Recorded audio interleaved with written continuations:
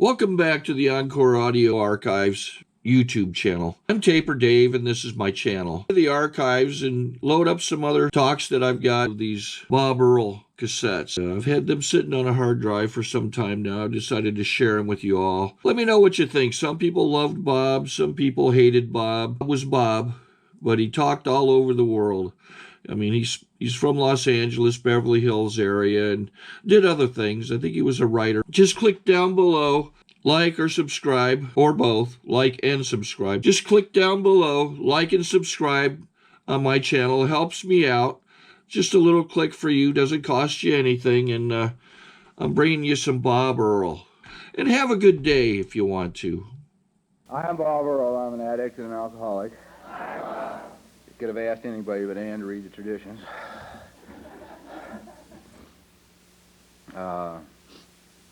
Okay. I never know what the hell I'm going to say. I'm going to do something this morning I've never done before. I'm very anti-thinking. I talk a lot about thinking because I feel it's very dangerous for sober members of Alcoholics Anonymous. And Friday night, I don't like my head. Let me put it to you that way. I have absolutely no use for my head at all. It's of little value except it can add marginally well. And last night, or Friday night, after the Friday night meeting, my head said to me, just after the Lord's Prayer was over, it said, yes, that's a nice prayer to end a meeting with and a good prayer to end the day with. And as I was walking out the door, my soul said, bullshit, it's a marvelous prayer to start the day with. You know, why categorize that prayer as a way of ending anything? Because the Lord's Prayer is a very beautiful thing, and it talks about this day now, and it seems that I have relegated it somehow over 15 years into the hind quarter of the day. It's either to end meetings or to try and go to sleep on, you know, when you're crazy and the mind is running away with, you know, our Father. And I don't know why, but it just seems like, I think as long as it is Sunday, and somehow we, you know, since children were brought up to at least equate one day a week to God, and Sunday is that day, I'm not trying to change the format of their thing, and for those of you that hate the prayer, you're going to get to say it twice.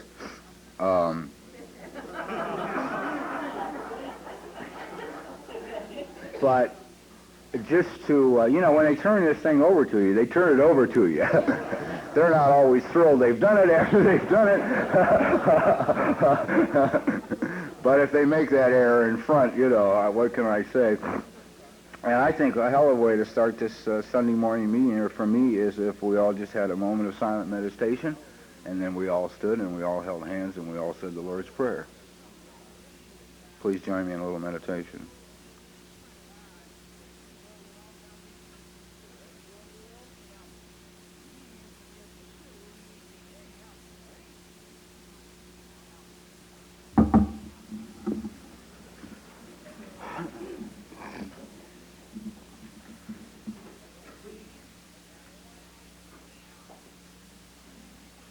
Our Father, who art in heaven, hallowed be thy name. Thy kingdom come, thy will be done, on earth as it is in heaven. And give us this day our daily bread, and forgive us our trespasses, as we forgive those who trespass against us. And lead us not into temptation, but deliver us from evil. For thine is the kingdom, and the power, and the glory, forever and ever. Amen. Come back.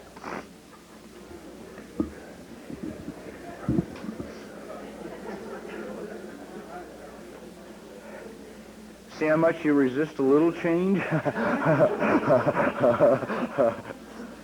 Well, if I get through this sucker this morning, it's going to be a miracle, I'll tell you that, man. I have spent a very emotional weekend for me. Nothing against you guys that have talked, but the ladies knocked me down. I kind of wanted to start the meeting this morning with the Lord's Prayer because, for me, that's really what it's all about. The only hope I have of survival as a sober member of Alcoholics Anonymous and as a sober member of our society is God. Now, if somebody said that at a meeting to me when I was new, I would have headed for the bathroom to vomit, you know. But that's it. I am in awe of the condition of my life today and the condition of my soul and the condition of my attitudes and just generally everything that I've got going. It's incredible. It's not always been that way in sobriety. Everything comes around. Due to timing, it was necessary that because the scheduled airliners were full, I had to charter a plane to get down here this weekend, and there's only a few people in this room that'll mean anything to. But I'm sure they know that already, but the airport for Indio is Bermuda Dunes, which I thought was God's sense of humor at work again.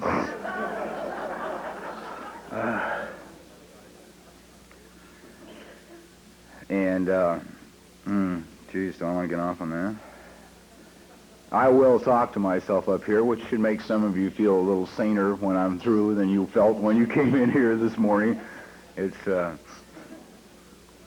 took me a long time in sobriety to discover that I am a collection of voices. Sadly, most of them are very loud and very wrong.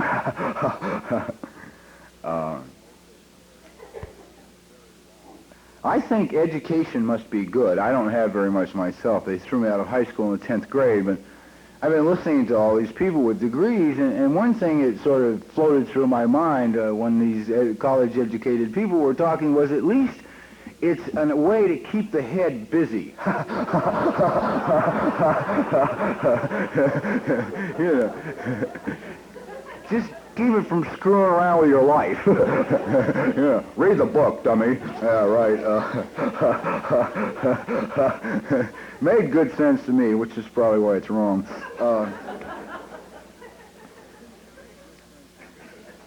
I roll an awful lot to a few people in this room. I don't know where this talk's going to go, and I know how it's going to start, and I really don't like it because I didn't bring any Kleenex up here with me, but I may go that way anyway.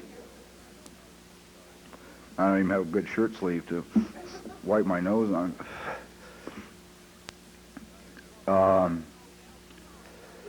Very good, thank you. Now we can get down to it. Yeah. Well, you know, I guess I've got to start where it seems I'm going to have to start.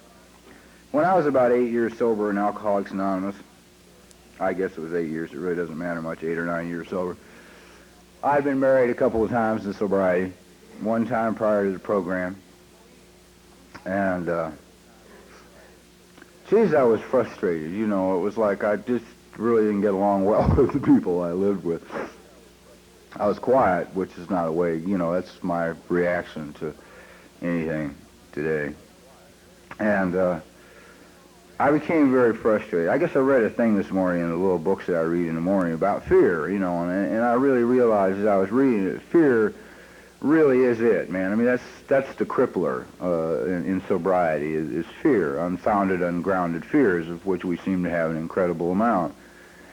And it seems like you fear having money, and you fear not having money, and you fear having the responsibility of a nice place to live, and fear not having a roof over your head, and you fear having a relationship and not having a relationship.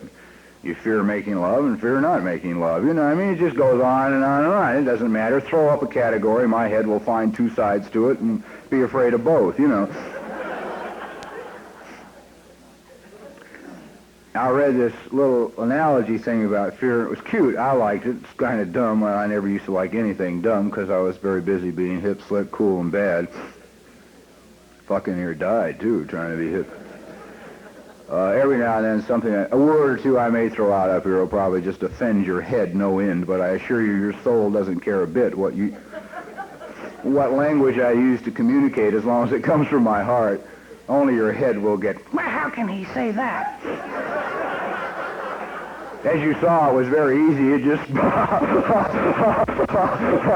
just flowed right out. But this little thing I was reading this morning talked about a lion that had escaped from a carnival, and this little old lady was sitting in her living room with the door open, sewing, and the lion just roared right through the house, man, and into the closet. And well, she couldn't see too well, and she thought it was a donkey and was very mad about this donkey being in her house. And the lion had hid back in the broom closet deep in the corner, and this little old lady just ran back and got a broom and just proceeded to beat the hell out of this lion with the broom, see? She was going to get that donkey out of her house if it killed him, you know. Finally, the men showed up with the nets and the chairs and the guns and all that, and the lion was more than glad to go. You know, he was delighted to get out of the closet away from the crazy lady. Of course, the minute she saw this lion, she fainted. And I thought, man, how that is, you know, with all my imagined problems in sobriety. You know, I always view them as lions, and they're really donkeys, you know, and or don't exist at all. Anyhow, back to the relationship thing. Obviously, my head is trying to avoid it. Wants to tell jokes instead. It's hard to give a really emotional talk in AA if you're insane like I am, because my head never wants to embarrass itself by, you know, crying or making a fool out of itself. Well, let's not be ridiculous, Jesus, you know. I mean, talk about that stuff another time. But maybe it's time to clean a little house myself. Anyhow, about 8 years ago, or whenever the hell it was, 9 years ago, when I was wandering around, a little tired of, kind of frustrated, praying for somebody to share with, a woman, preferably. I mean, I still throw a few conditions in.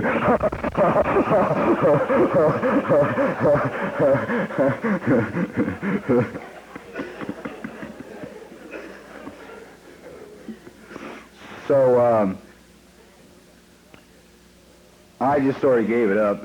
Things were frustrating, and I just finally gave the magic serenity prayer, you know, the short version, which is fuck it.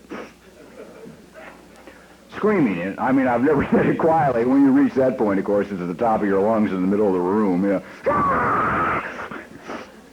That's surrender.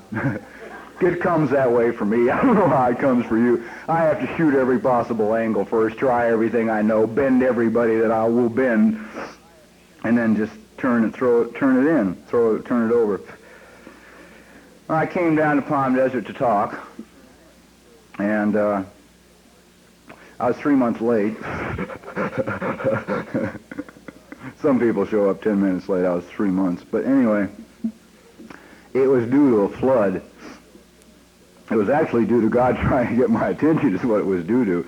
I mean, Cindy, if you think you're hard, please remember the Newhall story. You know, I went through 2 fires, a flood, and an earthquake before I realized I was living in the wrong place with the wrong person. Well,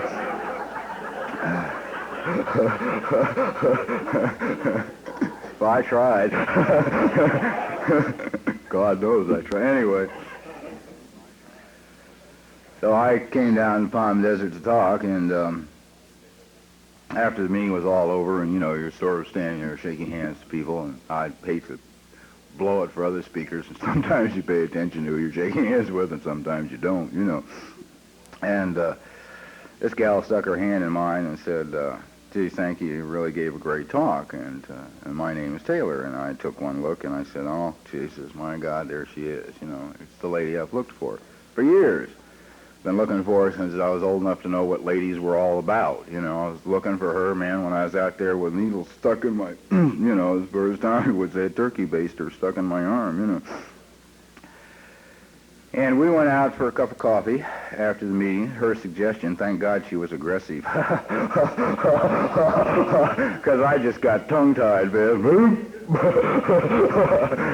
Couldn't even say my name. That was sort of that. Interesting, last time I was down here to talk in Palm Desert, the room that they arranged for a friend of mine I was staying was the same hotel where she and I had gone for our cup of coffee that night 5 years ago, and now I've landed at Bermuda Dunes Airport, so I guess it's time to clean the slate. Doesn't seem logical, but it seems to be what's going on. I'm talking to myself, just as they say in the British Army, talk among yourselves quietly for a moment, I'll be back. Well, anyhow, that began 2 pretty dynamite years for us. And We laughed a lot, and we had a pretty good time, and we sort of related to each other honestly, and just basically, I guess it was what I always felt a relationship should be, and it was what I always believed love was. Sort of caring unconditionally about another person, not wanting to change them. And that was nice. After about 2 years of this running around together, we finally decided that if it lasted 2 years, maybe we'd get married. She had sons that we had to consider, and a lot of things. And I'm not against marriage. I never have been against marriage. I hear a lot of guys, well, I'll never get married again, goddamn. You know, I think marriage is dynamite. I think it's terrific.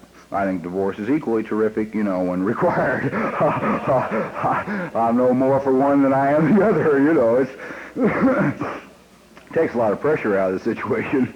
But, so we seemed to feel that was a good idea. So in December, we were both living, she was living in Beverly Hills, and I was living in the Valley. And we decided we'd go down to Laguna and find a house. Seemed to be where we wanted to live, and we went down in December of '72, and we found a house, and we bought it, moved into it. Christmas, I guess it was. I don't really remember, right between Christmas and New Year's. And we got married on the 6th of January. We kept it very quiet and very simple, with her eldest son and myself and her and the minister. Just a simple little unity ceremony in a living room. That was the 6th of January, and she didn't feel too well at the time. She wasn't prone to complain much about anything, ever. And 7th of February, finally, she got feeling so rotten that we stuck her in the hospital. They thought she had walking pneumonia by the x-rays, anyway, was what they determined. And on the 10th, they discovered that she had cancer. Now, after we discovered she had cancer, what a bummer to start the morning that way. Jesus, well, okay. Maybe when I get done, you won't think that not being able to have enough money for your rent is such a big problem. We sat down and talked about it, you know. I mean, they said, okay, lady, you don't have long. And she, by her own choosing, decided to pass on the treatment offered, particularly in this country, feeling that it would kill you faster than the cancer would. And we went and talked to a couple of doctors who didn't offer any hope at all. So then we decided we would go back to Unity Village in Missouri, spend some time back there on the grounds. We've been there before. We went there when we were trying to make the decision whether or not we should or should not get married. We went back there and spent about a week. So we went back there. We were getting ready to go back there to make this trip to, I had to find the spiritual strength I needed to keep my act together, to be whatever the hell it is you're supposed to be under circumstances like that. And she wanted to make peace to go home, you know, it's the way she looked at it. And we're getting prepared to make this trip. And she loved plants, so our house resembled the South American jungle, to say the least. And we couldn't find anybody to take care of the plants. Got your Kleenex on, Cindy? We found somebody to take care of the dog. We got my mother to come up to take care of the dog, and we couldn't find anybody to take care of the plants. Now, we had to leave the next day. That night, well, we'd called a lot of people, you know, everybody, you're going to be out of town or in Mexico or here or there or somewhere. I don't know where the hell they're going to be, but anyway, they're all going to be gone. Anybody that we could talk into watering plants for 2 weeks. And I get a phone call from the Canyon Club in Laguna Beach, and it's Tom and Cindy. They've just breezed in from Kansas City and have no place to stay. Interesting timing there, isn't it? We said, well, bring your watering can and come take the guest room. And they did, and we split, and we went back to Unity and spent our time back there, and we returned home.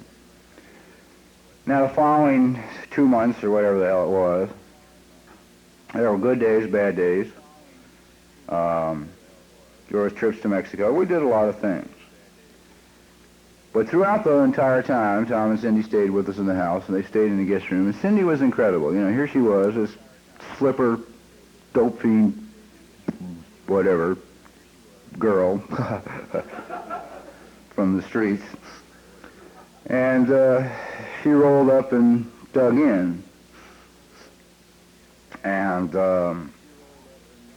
it was interesting to share, that's a rotten fucking word, it was an incredible experience to share this situation with two people who were just trying to find themselves and get their own act together, because it got a little hairy in the end, you know. It got to the point where we would have to carry the lady in and bathe her and things like that. As release seems to have been part of the topic of this convention, she reached a point finally she got very dehydrated, stuck her in a clinic in San Diego. And I was okay, you know, I still figured everything was going to be okay. And, geez, I wonder if I should tell that whole story. Oh, I guess I should. See how much fun I can have up here by myself just talking back and forth. My head ran a game on me when we were in San Diego. It was interesting. Didn't get away with it because if you stay around this program long enough, eventually you will get another power in your life, which, thank God, has got more power than the head has. Oh, is that ever a relief? But I left the hospital one night and drove back to the hotel, and I never liked telling this story. It's really very unpleasant. I guess it's my head hates telling it because it shows what a rotten, no good head it really is. Got back to the hotel about 11:30 at night, and I'm sitting there just being kind of quiet. My head says to me, "Do you realize that you are in the massage parlor capital of the world?" And they make house calls. And it's been a long few months, and it's been a lonely few months, and it's been a painful few months, and there's been no lovemaking. What would it hurt to call and have them deliver a girl and just work out some of the frustrations? Made sense, so I went to the phone book. Usually today when things make sense, I don't do it anymore. And I got out the yellow pages and began to read all these brilliantly written ads. Found one that interested me, and I went to call. Took the receiver off the hook on the phone, but couldn't dial the phone. Couldn't dial the damn phone. Well, I had enough spiritual wisdom to know that obviously I'd picked the wrong ad, so I hung up and went back and looked for a different ad. Well, to keep a very long story very short, I must have gone through that 25 times and for 4 hours, and I never was able to make the damn call to get them to deliver a girl. Now, I went to bed and went to sleep, and about 3 hours later the phone rang, and it was the hospital, and the nurse said that the doctor said you were to be informed of any change in your wife's condition, and they do not feel that she will live through this day. So I had learned not to listen to nurses by now. God bless you if there's any nurses out there, but we are all prone to give misinformation. I drove to the hospital, found the doctor, and he confirmed what the nurse had said. I, of course, immediately put 11 years of program to good use and grabbed him by the throat and said something like, "If she dies, you die." I forget what it was. They weren't too thrilled, whatever it was. And I made a phone call to the two most gentle men I knew in all of Alcoholics Anonymous, because I knew if I needed anything at that time, I needed gentleness, because if I didn't get some gentleness around me, I was going to kill somebody. And two very sweet, very gentle men came. That afternoon, I decided to send for a minister. I don't know who for at the time. I couldn't figure out if it was for her or for me, for both of us. And this little guy shows up, nice, beautiful little young guy. You know, you look in people's eyes. After a while, you look in people's eyes, and you know they know, and then you know everything's all right. They don't doubt, they're not concerned, they aren't worried, man. They know, that's it. You know, it's what it's all about. There is a God, he does work, and relax. You know, it's kind of what their eyes tell you. Now, the day had drug on. By now, it's 9 o'clock at night, I guess, when the minister got there. 9:30. And he went in and he spent some time with her. He came back out, and he said, "Okay." He said, "I'm absolutely thoroughly convinced she's hearing every word said. She knows exactly what's going on.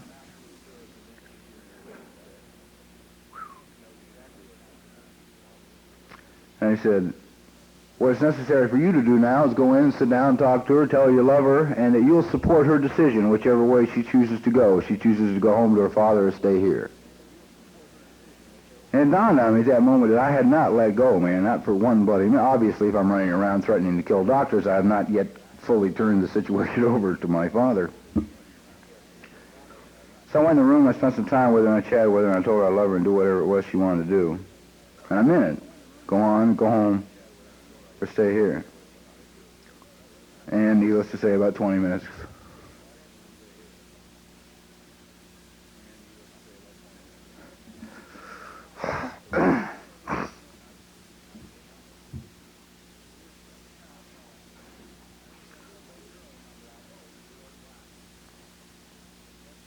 And I'll be with you in a minute. About 20 minutes later, she just very quietly went.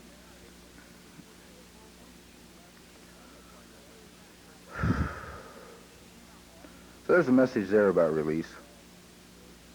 There's also a message there about God. I became very angry after that.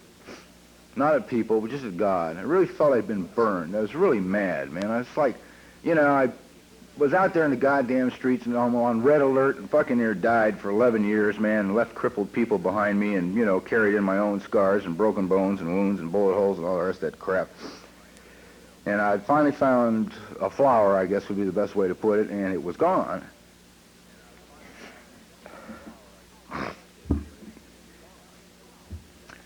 And when you take anything away from a taker, they get mad.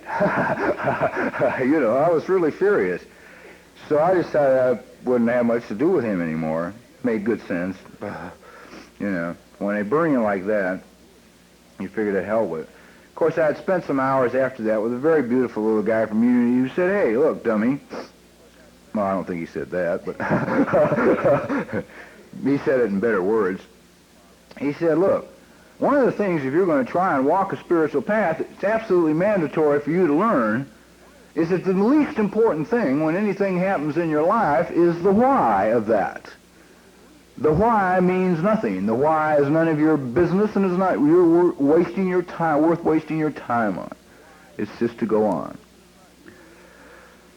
But anyhow, I spent a successful 9 months not talking to God, thank you.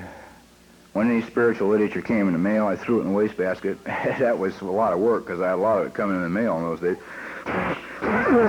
Pardon me, but you know, what the hell. My shirt sleeves are rolled up and I refuse to use my forearm. Mustaches are terrible when you start to cry. You know, the snot just runs right into the mustache.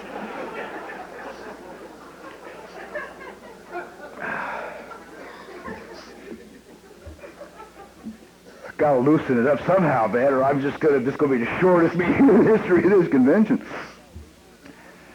So after about 9 months of successfully throwing everything away, I suddenly turned around and looked to realize my life was an entire disaster. Nothing was going right. I was living in one apartment. The escrow on the house had fallen through. I still had furniture stored in garages, houses, on rooftops. I mean, it was incredible. No money was coming in. I couldn't get a writing assignment at gunpoint.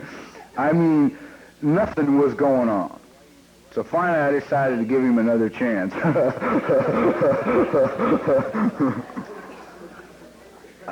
I forgive you, Father.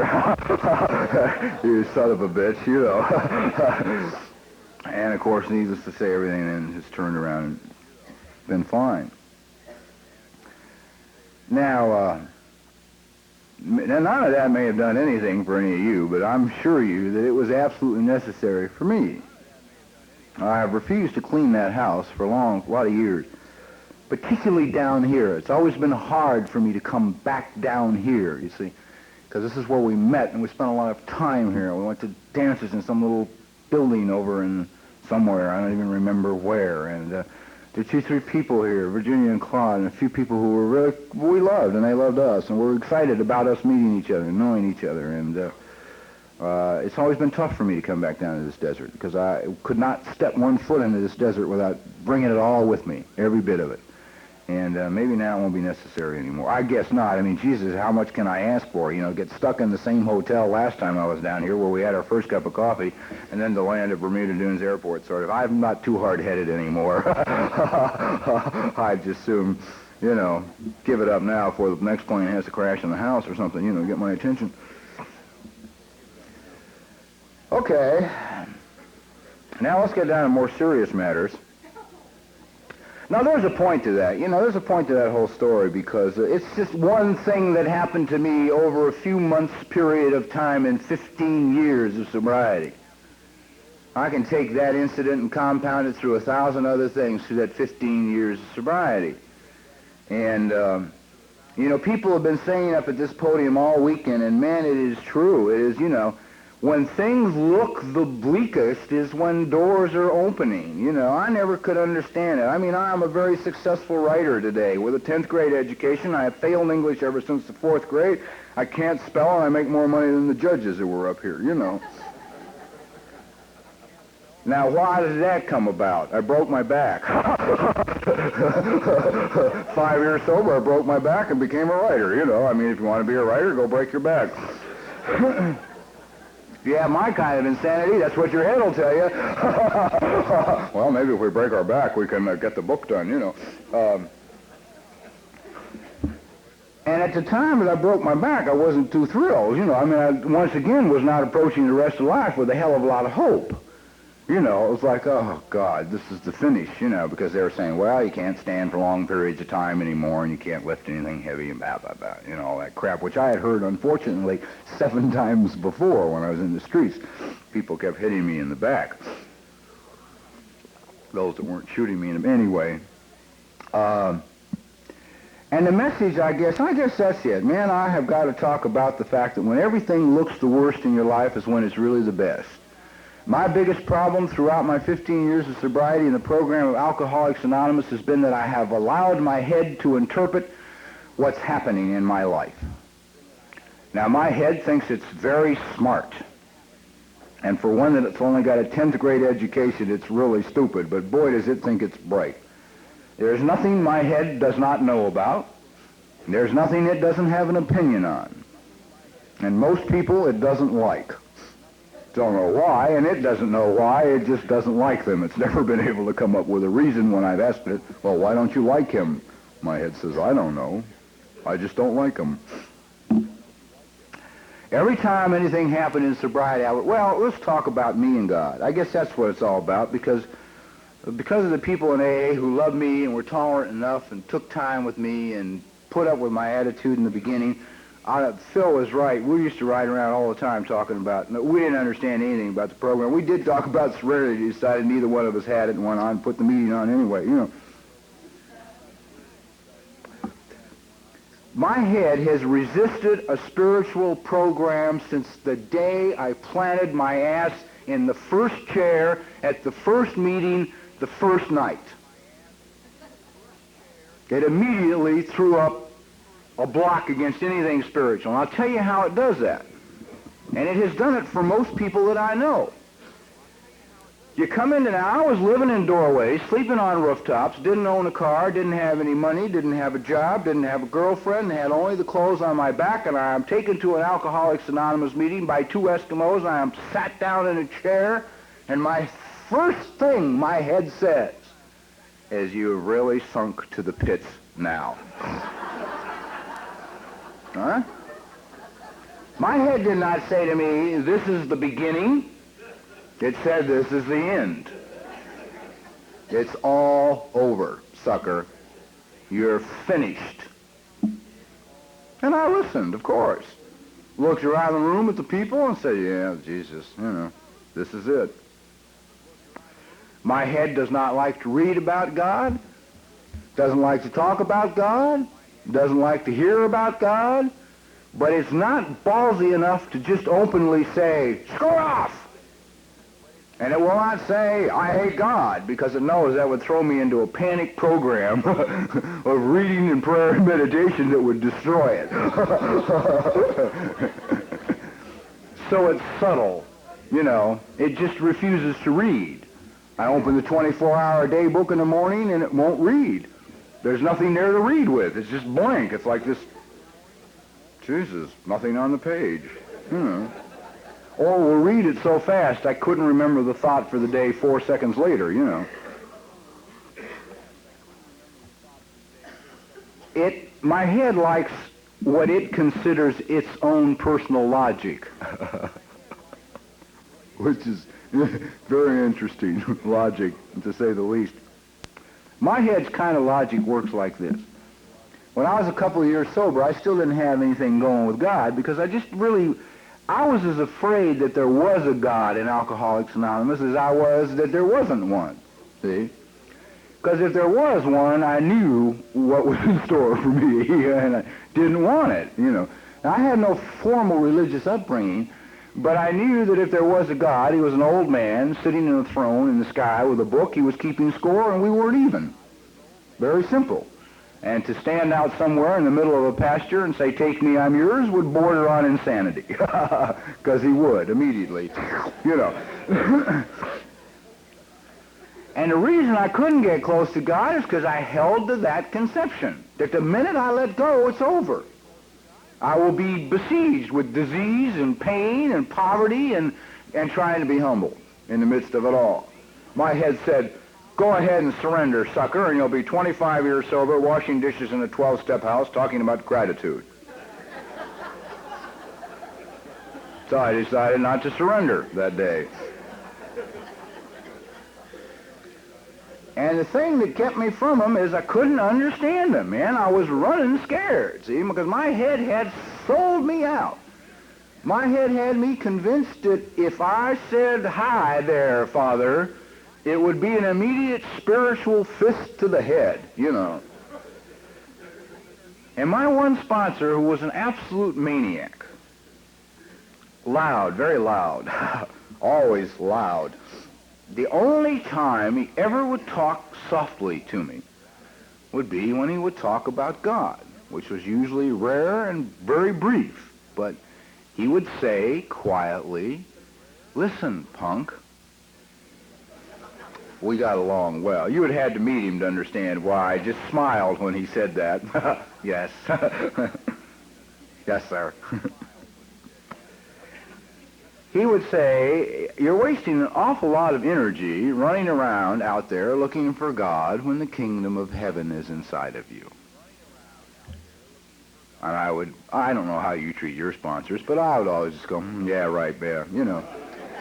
Always agreed, "Yeah, right, yeah, right." You know, what my head is saying, nothing good can be inside of you because you're rotten. See, but I'm not saying that to my sponsor. I'm just going, "Yeah, right, I understand," you know. And one night at an AA meeting, this guy told this dumb story. But it gave me an understanding of God. But I'll show you how my head turned it right around on me after I heard it, too. It's a simple story, because I couldn't understand how God worked. I mean, I was into rainstorms and lightning bolts. I tried that thing about laying a fleece, you know, the thing about the shepherd who was looking. No, man, not that. It was something else.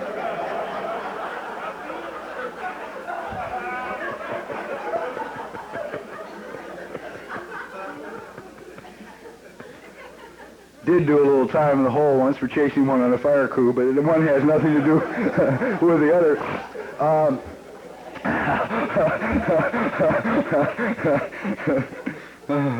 Jesus. Boy, nothing will be sacred when I'm done this morning. Anyway, a shepherd one time was looking for a sign from God, and so what he did, he took this skin of a lamb and he laid it out on the side of the hill, and he went to sleep, and when he woke up the next morning, everything was wet. The trees were wet, the grass was wet, all the sheep were wet, he was wet, but this sheepskin that he had laid out there on the grass was dry. Well, now, when you're as tightly wrapped as I am and emotionally mature, what you do immediately, of course, upon reading that is you take a sport coat out and hang it in a tree in Laguna Beach. This son of a bitch shrunk.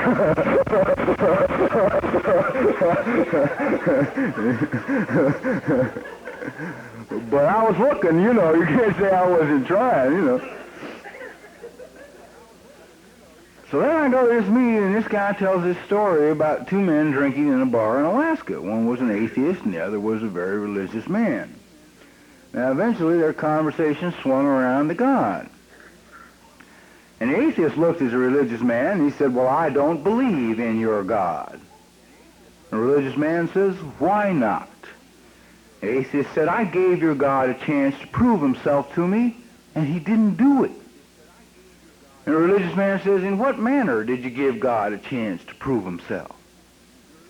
Atheist said, well, about 6 months ago, I was lost about 150 miles north of town in a blizzard. I knelt down in the snow, and I looked at the sky, and I said, God, if there is one, I'm lost, and I'm going to die. And the religious man looks at him, smiles a very knowing smile. He said, why, you must believe you're here. Atheist said, nah, some goddamn Eskimo came along and showed me the way back to town. Well, hell, I was a sober member of AA as a direct result of Eskimos. I mean, that one immediately clicked with me. I mean, I never called this two-bit outfit. You know, I never would have called them. I'd have died first. I mean, I had the kind of false pride and ego and insanity that I would have sat in my doorway and died before I would have admitted defeat. You know, and I'm sitting in my doorway one day. I knew about AA. I had the phone number in my pocket and a dime in my pocket, and I'd gone to a payphone 50 times and never could make that call. I could not call somebody I did not know who or where they were and say, I can't make it. I had never asked a living human being for anything since I was about 4 years old, man, and got down for the first time in the sandbox. And that was it. I learned to take it all. So as I'm sitting in my doorway, proud, broke, peeing in my pants, Eskimo number 1 shows up. I went through a Robin Hood phase when I was stealing. And the guy that was standing before me in the doorway, he had 6 kids, and ever since I'd known him, they'd been on welfare.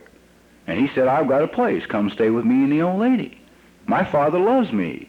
He knew I would get out of my doorway to go with him. And he knew that the reason I would get out of my doorway to go with him is because the son of a bitch owed me $3,000-$4,000. See? And he wasn't giving me nothing. There's no charity there, sucker. He owed it to me to take me out of that doorway. I had it coming. And I went to his apartment with him.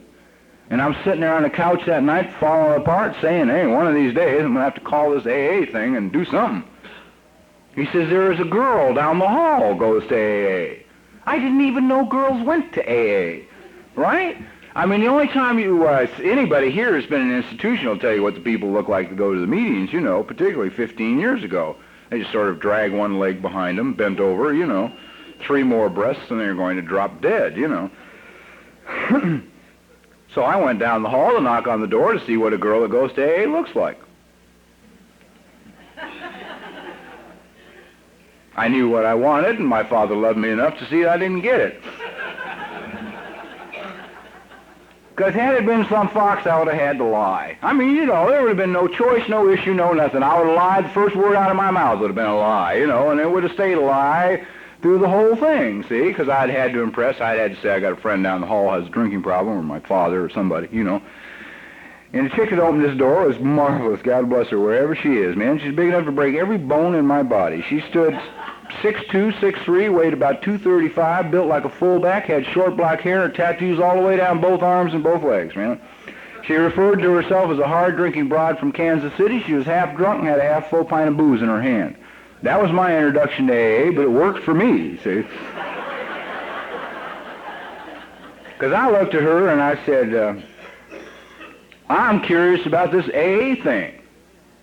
And she looked me dead in the eyes and said, AA will work if you want it, and I'm not ready to quit drinking.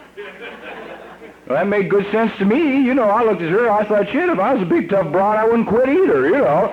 If I had her size and strength, I'd go right on back out there, you know. And because she was street people, I could talk to her. And I said, I can't do it anymore, man. I'm tired. That was what I was, tired. I wanted a place to sit down and rest. She took me to an AA meeting. You know, 28th of August, 1962. Been unnecessary to drink, take pills, or smoke cigarettes without writing on them since then. 28th of this month will be 15 years. I'm impressed. Because I know, I mean, I live with me, man. I know what it's been, see? I know the kind of insanity that's still here, you know. Now, my head heard that story, listened to my soul talk to me about how Eskimos got me to the program, and said quietly, all that's well and good, but there are obviously a couple of areas that God isn't interested in. Employment. I mean, it's perfectly logical that God doesn't care where you work or what you do. And God certainly isn't interested in the girls that you date. Interesting, my head should pick the two most talked about topics among guys who are on their knees in emotional pain in AA, money, employment, and women, but that's what it said. You know, you take care of these areas, God will take care of everything else. And like, you know, having had 28 years of practice, I listened to it. Said, yes, right, it makes good sense to me, you see. Your head has no power until you agree with it. See? If you don't agree with what it says, you take its power away from it. The minute you agree with it, you just gave it a stranglehold on your throat. So I spent the next 2 years in AA armed with that information. God would take care of everything but employment and girls. Those areas I'd have to work out for myself. Employment, of course, automatically encompassing finances. 2 years later, approaching my 4th birthday in Alcoholics Anonymous, I had just been bankrupt through the bankruptcy course. My car had been repossessed. I was sleeping on a couch in an apartment of a guy I didn't even particularly like in AA. There wasn't a girlfriend anywhere in sight in my life. I was working in a car wash for $1.25 an hour. I had a rash on both arms from the detergents, and my hemorrhoids were coming back from bouncing in and out off the hot car seats all day long, right? Those are the areas I chose to manage.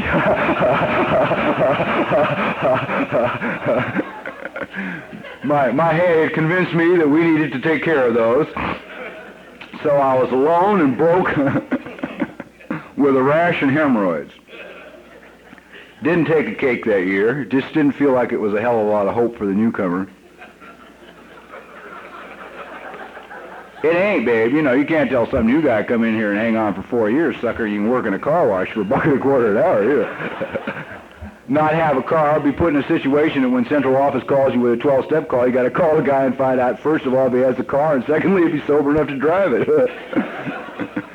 If you're sober and got a car, I can help you. If you ain't, I don't know what the hell to tell you.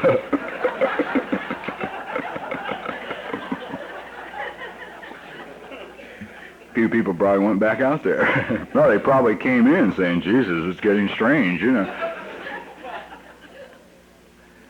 So an Eskimo drove through the car wash and offered me another job. I took it because it paid more money. It was still close enough to walk to. And I worked on this job for a year. And I went back to, yeah, I guess seems to be where it's going. Okay. We'll be with you in a moment. I've always loved that prayer where 2 or 3 are gathered together. Stick me in a closet and I can have a meeting, you know. I'll tell you how to have a meeting. A lot of people love this. A lot of people are ready to have me taken away in a net when I tell it, but it's worked for me and it's worked for friends of mine, and I am deadly serious. Now, if you're home alone and you're frightened or filled with anxiety or, you know, just buried under that fear of impending doom or whatever, and you can't sleep and you're like, you don't call anybody on the phone, have a meeting by yourself. Get out the big book, get some chairs around, sit down in one of them, and be the leader.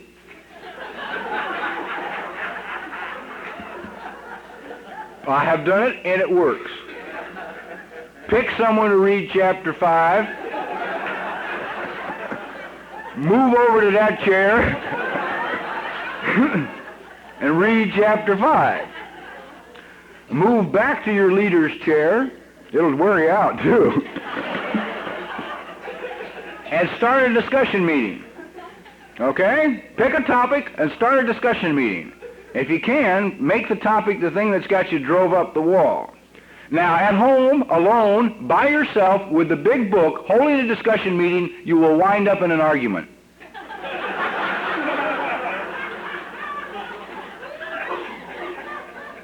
And it's lucky you can't get a good right hook in it yourself, or you'd probably break your own goddamn jaw.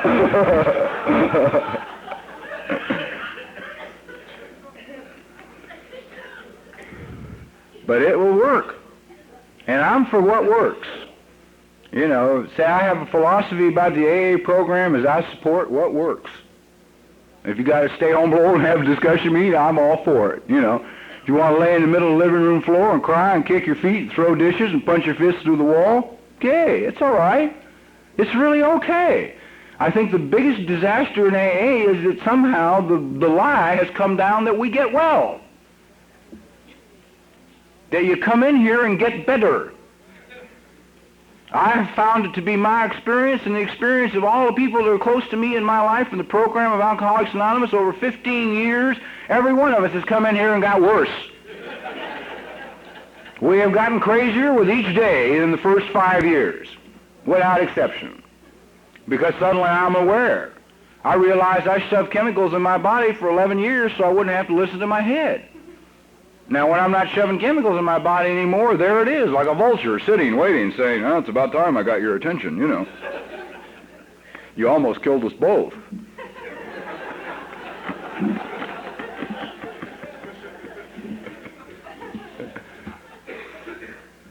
I got a great line out of a book a while back. Somebody read it to me. It said, isn't it interesting that it is the mind that tells you that the mind is the most important thing? I love that. Because this poor sick son of a bitch up here is so never mind. Anyhow, having totally lost my place, which is great. Well, I guess I took the damn job and I worked on it a year and I went back to Colorado. I want to talk about spiritual surrenders because for me that's what sobriety is all about. It's continuing spiritual surrenders, you know, and I mean, they can be painful, you know, the more you resist. You see, I've learned from spiritual people, not in the program of Alcoholics Anonymous, that absolutely everything in life is temporary. Everything is temporary. The only permanent thing in a day-at-a-time, moment-to-moment spiritual life is change. The only permanent thing is change. And yet my head, the only thing it will resist in the world is change. You know, you suggest change to me. I almost had a nervous breakdown over them changing my bed in my apartment 2 years ago. Now that's insane. At first it sounded like a great idea. My back was killing me, man. The bed was like sleeping in a gully, you know, it went like that.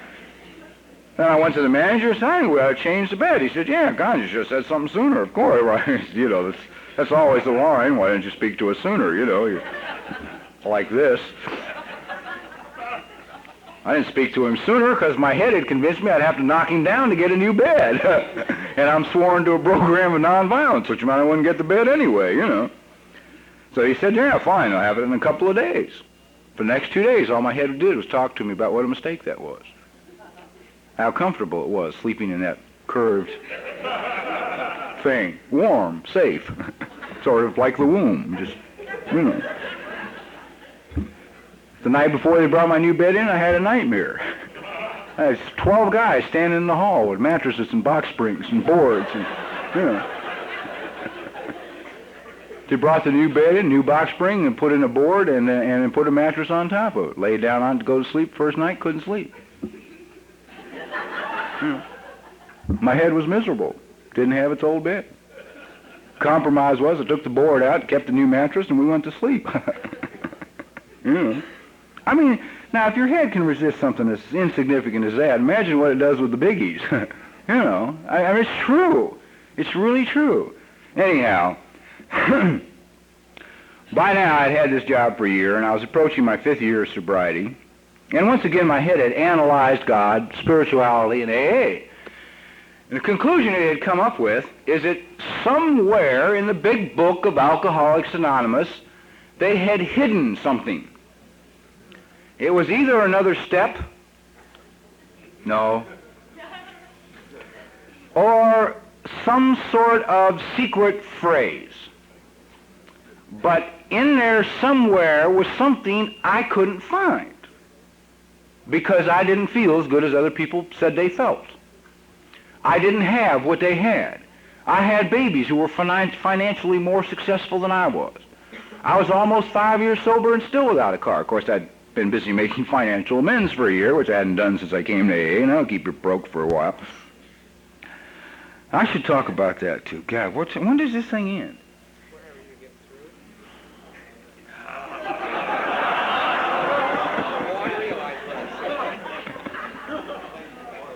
through. Sure hope you're not on a scheduled liner. No. Yeah, I'll talk about it, because I think sometimes it's so easy for any of us who have been sober for a while to give off an air of having it together, which is such bullshit I don't believe it, you know, or particularly having it together in our early sobriety. And I want to remember what it was like. I want to remember that when I was going for my 4th year of sobriety, my 5th year of sobriety, someone suggested to me that I was financially irresponsible, and that I had better learn to pay some of my bills and make some of my financial amends. And as I was working at a job, paid fair money, now was the time to do it. Made good sense to me. I didn't have a checking account by now. My sponsors had denied me that. I'm an old forger, and I also had the attitude that when there's checks, there's money. So I would take my paycheck. Now, this seems sensible. I would take my paycheck. Every week I would walk to the market with it, and I would buy money orders. Now, I had to go around. The only thing that's good for me is humiliation. There's nothing better for me than humiliation. Greatest thing in the world, man. I had to go to everybody I owed money to and set up weekly payments. I had to set up weekly payments for my support to my ex-old lady, weekly rent payments, weekly payments on the electric bill, weekly payments on the phone bill, weekly payments to beneficial finance, weekly payments to people I had stuck up. They weren't thrilled. You know, I mean, just everybody, see, I had to tell them that if you don't take it by the week, you ain't going to get it. Because I had learned that I cannot hang on to it for 30 days. If it is there, I will spend it, you see. Now, I would go to the store, buy the money orders, go home, make them out. And that went fine for about 3 weeks. Then my head got into it. Got home with the money orders and hit the one for 25 to beneficial finance, and my head said, fuck them. They don't need it. We can take it and go to the whatever this weekend. I don't know whatever it was, but it made sense. I said, yeah, that's a good idea. And I sent it. Of course, now you know where that leads you. You come back the next week, the next 25, and you say, well, they didn't get the last 25. Can't send them this 25. Anyhow, in between 4 and 5 years of sobriety, at whatever age I was, I wound up having to take my paycheck like a little boy to the store, buy the money orders, move over to one side from the window, and make them out in the market. Because if I got home with them blank, I would spend them. Now, that did not represent tremendous maturity and recovery to a lot of people, but goddamn it, it got paid. And I felt better. And that's, you know, do what you got to do to get it done, I guess is what I'm saying. Anyhow, I went back to Denver to this convention, but I had been burdened now by about 2 years with this incredible feeling that I was missing something. People were finding something in this program I couldn't find. They were more successful with their relationships with other people, more successful with their jobs, with money. I don't know, they just seemed to feel better. I was getting tighter by the day, you know. I'm getting, the longer I'm sober, the crazier I'm getting. I'm getting wired, man. And I hate to admit this, and it took me years to admit this from a podium. I finally, out of total frustration with complete mental faculty, sat down with a black light to read the big book, knowing they had put the secret in there in invisible ink.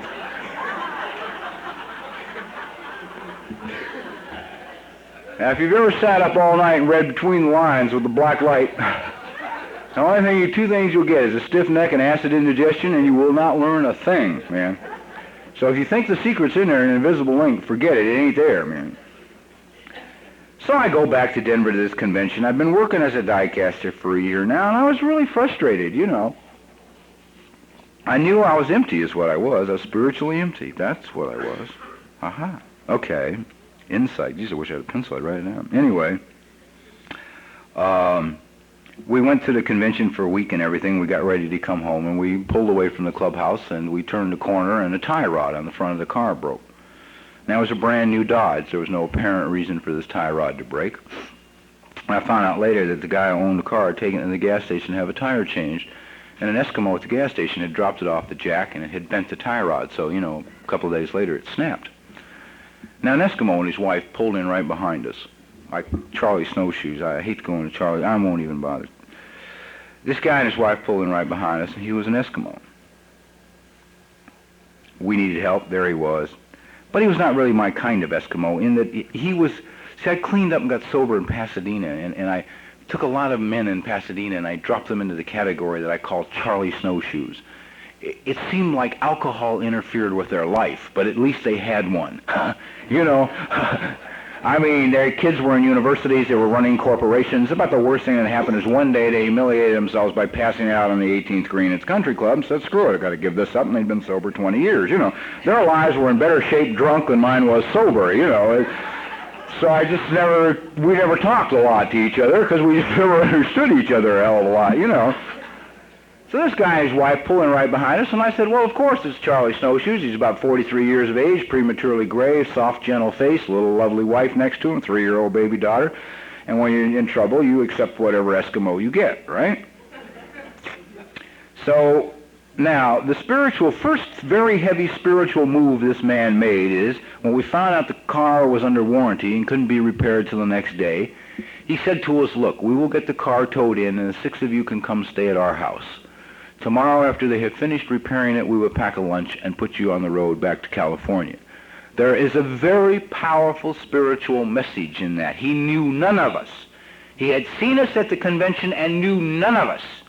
And he is saying, come to my house, I will house you and I will feed you. No questions asked. And put you on the road home. He took the girls out to the house first, came back, got the rest of us. We got out into southeast Denver, swung into the circular drive in front of this big brick house. There was another new car in the driveway, and it was just confirmed it was Charlie Snowshoes. Walked through the house in a spiritual frame of mind, priced the furniture to the best of my ability. Found it all to be very expensive. Give you an idea as to the size of the house. He put all 6 of us in beds without compromising anybody's morals and without inconveniencing his own family. That night we were all sitting around a large wood table in the kitchen, old big oak table, having coffee, and Charlie Snowshoes looks across the table at me. He said, I was very glad to hear you talk about drugs at the convention. My head immediately said, what the hell does Charlie Snowshoes in Denver, Colorado want to know about dope? Unless, of course, the logic is they got a kid locked in the closet, right? So I said, why? And he looks at his wife and he smiles a very soft, very spiritual smile. He said it was a stupid smile. I realized now it was a spiritual smile. He said, well, Mother doesn't like me to talk about this. He said, but I am a 3-time loser for drug addiction from California. That's Charlie Snowshoes, right? He said, that shows you how smart my head is. He said, I went to AA meetings in Quentin and I went to AA meetings in Folsom, man. He said, it didn't take. He said, I came to Denver 2 days over 4 years ago and I was 2 days clean. He said, I walked into the clubhouse in downtown Denver here and Mother was working behind the counter serving food. That's a Skid Row clubhouse. He said, I remember what the people in AA had said about if you want what we have. And he said, I wanted what the lady had, and I knew that with her I would be able to stay clean and stay sober. I'm sitting at the table with my mind working like a bloody computer. First of all, I've got more time on the program than he has. Secondly, his jacket is worse than mine. He's got 3 major felony convictions. I've got 13 major felony arrests, but only 1 conviction. And I finally knew I had found the man who was going to tell me what the secret was. You see, because I had figured it out logically. His wife obviously didn't have the money. She wouldn't have been working in the Skid Row clubhouse serving food. Nobody will give a 3-time loser junkie a decent enough job to make the kind of bread to live the way he was living. That leaves us one of 2 possible solutions. A, he found the secret. B, he's still stealing. See? That's my logic. I worked it out.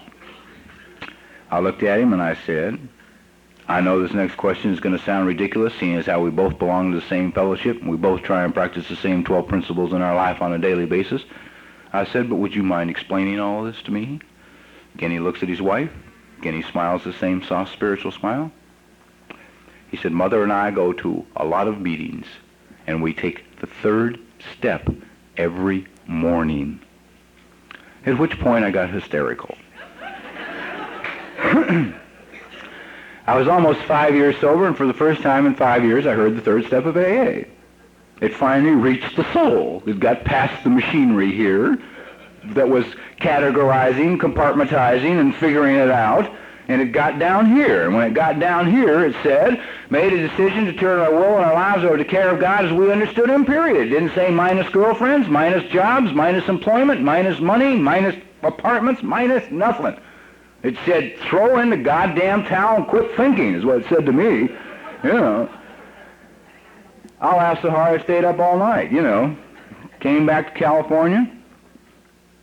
Went back to work one day. Came home that night. Sat down in my apartment. I was about, I don't know, a month away from my 5th birthday. I was as tired and as worn out and as frustrated and as crazy at that moment as I was the day I walked into the doors of Alcoholics Anonymous. I was right on the edge. I looked up at the ceiling in my apartment, and a lot of thought went into this prayer. I said, if you're not there, I'm fucked. For a spiritual meeting, I would love to change the phraseology, guys, but that was the prayer. I was just about to die. I had come to the awareness that if there was no God, if there in fact was no power greater than me, I would have to die or kill somebody else, but it was over for me. I went to work the next day. I placed a brand new Allen head wrench into a brand new Allen head bolt. It slipped, which is impossible, and I went backwards against one of the furnaces and crushed 2 vertebrae in my back. Short time later, I'm laying in the emergency hospital in Van Nuys, and my head is screaming at the ceiling in the emergency room saying, see, he waited 5 years just to get you. You surrendered and he broke your back. Made good sense to me. But now I had touched a new source in here. And the new source in here said to my head, why don't you shut up? And I agreed with this source for the first time. I said, yeah, I think I will. I am very tired. I had been thinking for 5 years, and I had no more mileage left, man. I was, I should have been in psycho instead of, in the back department. It'd have been better just to wheel me in for heads, and screw the back. It'll heal itself. The head, unfortunately, They say there's a wrench for every nut in AA, and I'm still looking, man, because this thing refuses to fix. I went about doing what was put in front of me to do. Just simplified my life. Completely and totally. Got it down to today. Got it down to the moment. Showed up at vocational rehabilitation. Showed up and filled out the forms for disability insurance. Showed up at the doctor's and got put in one more back brace one more time. And in December of that same year, I decided that I thought I might like to try and write. I mentioned it to 2 friends, and that was the last 2 people I talked to. Because they knew where I came from, right? 10th grade education, can't spell, failed English ever since the 4th grade. Didn't know anybody that wrote anything ever about anything and never read much. Right? So I tried it anyway, because it seemed it was an inside thing. It was not an intellectual thing, because to my head it made no sense. My head said, what a waste of time this is. Become a social worker, And I'd gone through a thing with rehabilitation. I proved to them that vocational aptitude tests don't work. I took 3 different tests, 3 different days in a row. I came out a concert pianist, a social worker, and a forestry ranger.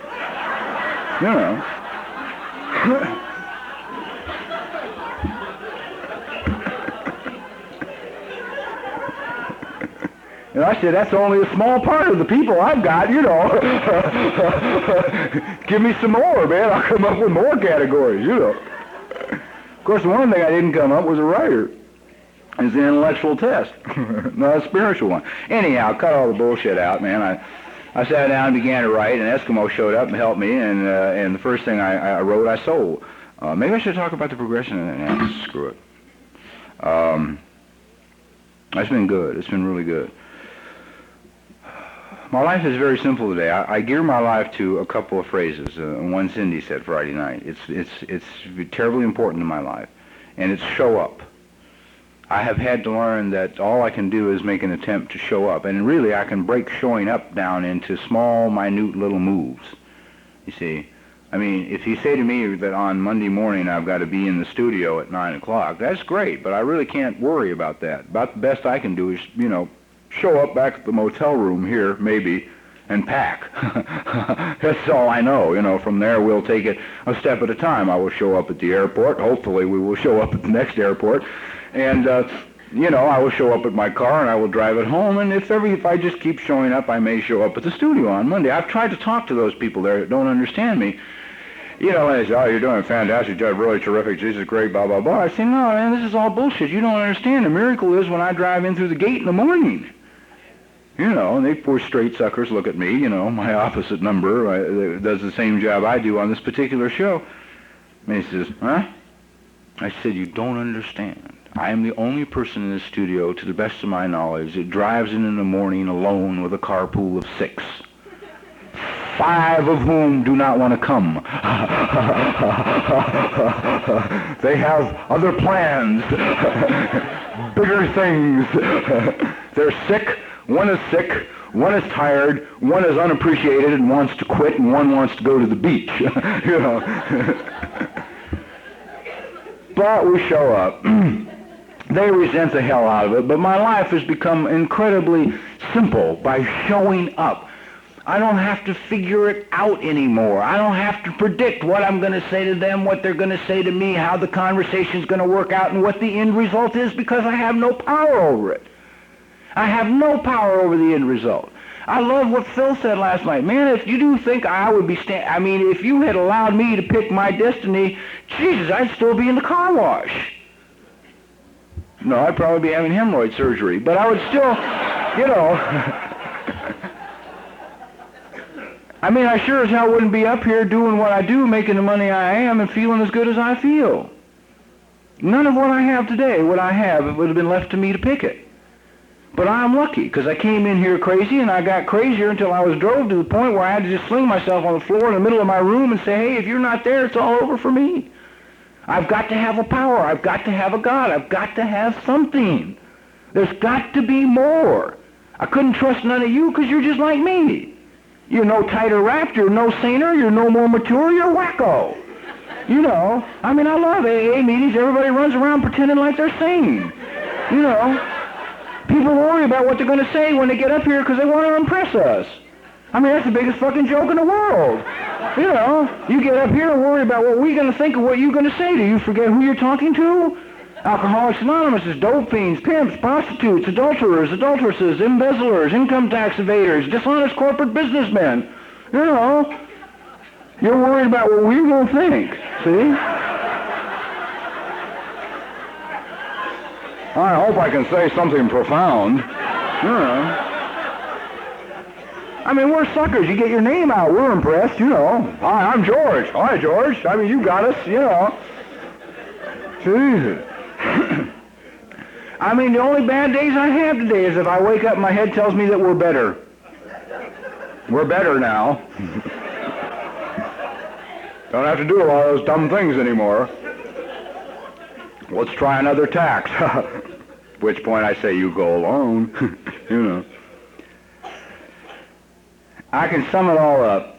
You see, because I never felt worthy of God. And I knew, you know, I don't know how to say it, because my head kept talking to me about how dumb I was, how I had poor education, how I never had any money, how my people were poor, how I'd been a bad guy, how I had hurt people, how I didn't deserve any good, how blah, blah, blah, blah, blah. You know, I mean, it wakes up in the morning. It starts, man. I don't know about you. My head loves the morning. You know, it's on the top of the headboard of the bed like a vulture saying, aha, we're awake. Let me tell you how sick you are today. The knot on your leg is bone cancer. You'll die by evening. You didn't get enough sleep. They don't pay you enough money, and we don't have time to read any of them books about God this morning. We're late. You know, I mean, getting to the shower is a miracle, for Christ's sakes. You know, much less. I mean, it's hard just getting out of the house. See? So I can't allow myself to wake up and think that I don't need the power anymore. You know, because this sucker keeps running. It's, you know, it's like an all-night market. It's just there, you know, waiting. Any opening. Heard a guy put it perfectly one day. Absolutely perfect. I've never heard it put better. He got up in the morning and he felt great. Just great. Showered and shaved, and he thought, hey, he was going to go see his girlfriend. He really loved her, so he put on a colorful shirt. It was a summer day. Put on a pretty pair of pants. Thought, hell, she only lives 8-10 blocks away. I'll walk and enjoy, you know, what's around me. Left his apartment, walking down the street, took time to smell the flowers, looking at the grass, looking at the trees, and he said, suddenly, in broad daylight, on the sidewalk, my head mugged me.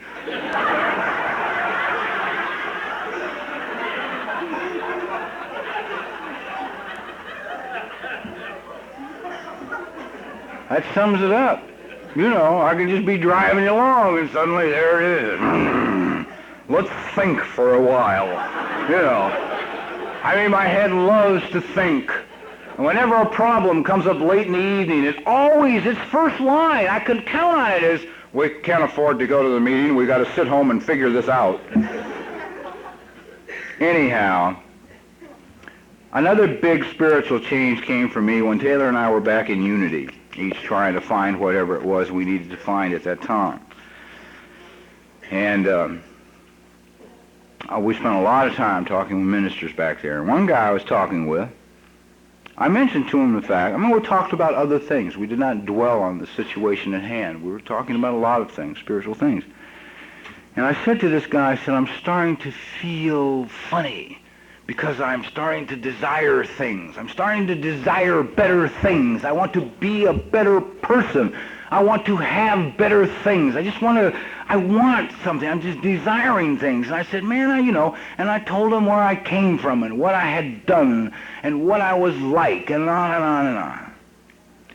And he said to me, he said, what do you know of the origin of the word desire? And I said, nothing. I probably can't even spell it. But he said, D is from the Latin of, and sire is from the Latin father. Desire of father.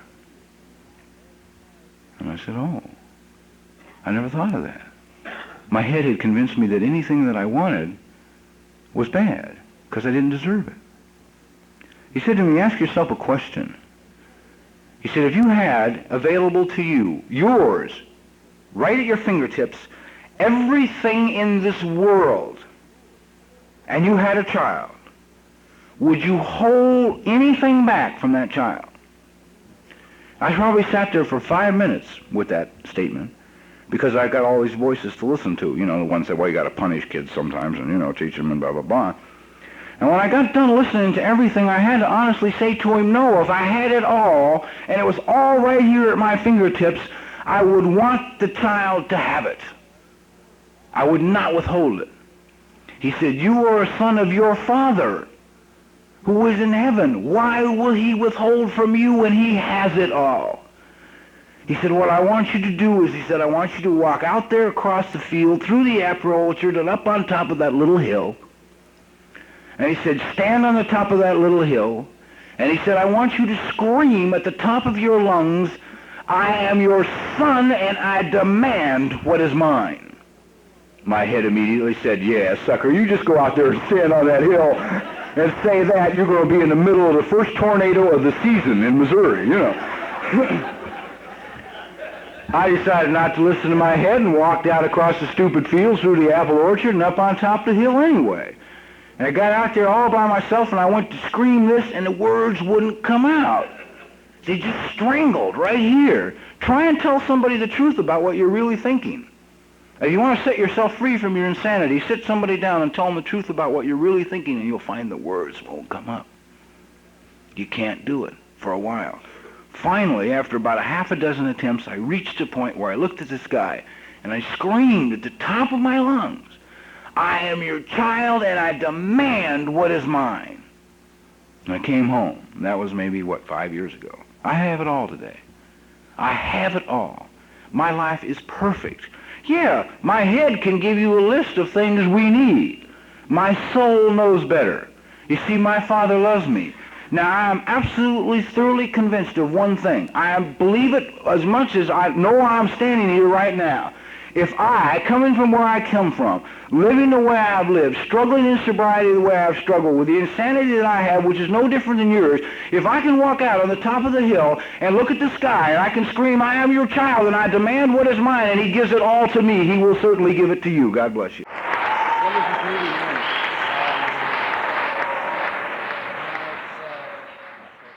I think we got a great talk going on here. Thanks for watching the channel. Taper Dave here. Just curious, do you think this is better than Zoom? Okay, this is how I prepare my drone for launching. I like to do it inside the cab of my truck so I'm not standing outside in the weather. To install the joysticks for control, up and down, right and left, powered on. I have an Android phone that I use to connect it to the drone with. And it's actually controlled through the iPhone, through an app. Oops, wrong way. It's actually controlled through the iPhone, or through this Android phone, through the app. It's actually controlled through the Android phone, through an app, and you connect it through this short connection right here.